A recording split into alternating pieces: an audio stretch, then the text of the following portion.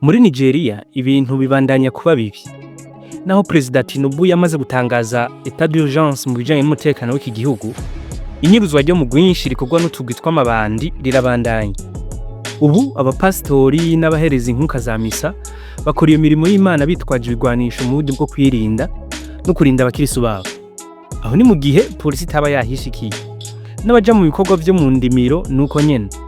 Igipolisi kibaherekeza canke bakitwaza za karashi. Ariko nubwo bimeze uko, ejo hahise ayo mabandi yarongeye kw'inkumbi. Abakirisu bibereye mu gasengero kari mu misozi yo hagati mu gihugu ca Nigeria bagera kuri 12 bari mu pastori baranyurujwe. Ntaho kwemeza incuri yariyo gusa ibijanye no kunyuruza abantu mu rwinshi vyiyongere ku murindi munini muri zindwi ziheze muri ico gihugu. None kuko ivyo bikorwa biriko birimonogoza, leta vyoba vyarayinaniye gucungera umutekano w'abanyagihugu bayo? Tubiyageko. Ibi vyaheruka kuvugwa mu myaka 10 iheze aho mu guyitira idini rya Islam Boko Haram wanyuruza abana babigeme bari mu ishure muri Chibok bagera ku majana 276. Aha hari mu 2014. Igihe ivyo biba yahamuye abatari bake ndetse n'isi muri rusangi. Amakungu yarahagurutse asabire kugwa ryabo. Bamwe muri abo bari banyurujwe barashoboye gucika Boko Haram, ariko kugera uyu munsi haraba harugwa mu ijana batarongera kuboneka. None nyuma y'imyaka 10 birongeye birabaye. Kuri no ncuro abana amajana 3 nibo banyurujwe. Hari kuwa gatanu tariki 21 Munyoni uno mwaka nyene, abagabo bitwaje ibigwanisho bateye ishure rya Katolika rizwi nka St Mary's riri muri leta ya Nigeria. Aka gace kari mu karere kategereye bisagara. Ahandi habangamiye n'izo attack cyane ni mu burere bw'uburaruko bw'ico gihugu, cyane mu nsengero. Mutibo bigenza gute?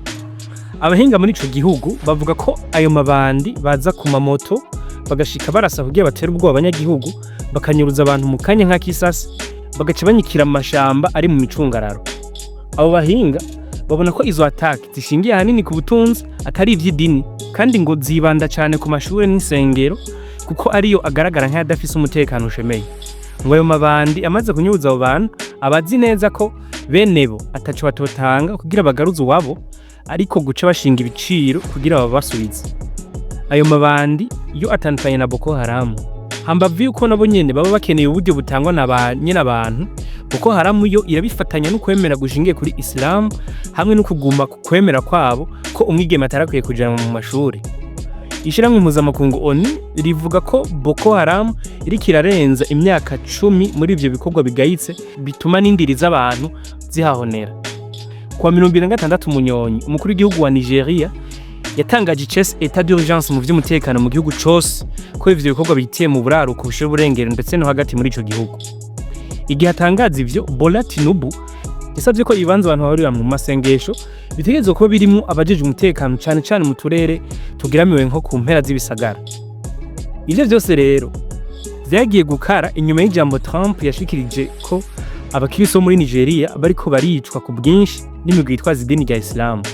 Donald Trump yagabisha ko hamwe abarongozi ba Nigeria batofata nk'amico kibazo azoca cifatira mu minwe maze arungika inteko ziza zitwaje n'ibigwanisho mu ntoki gutabara.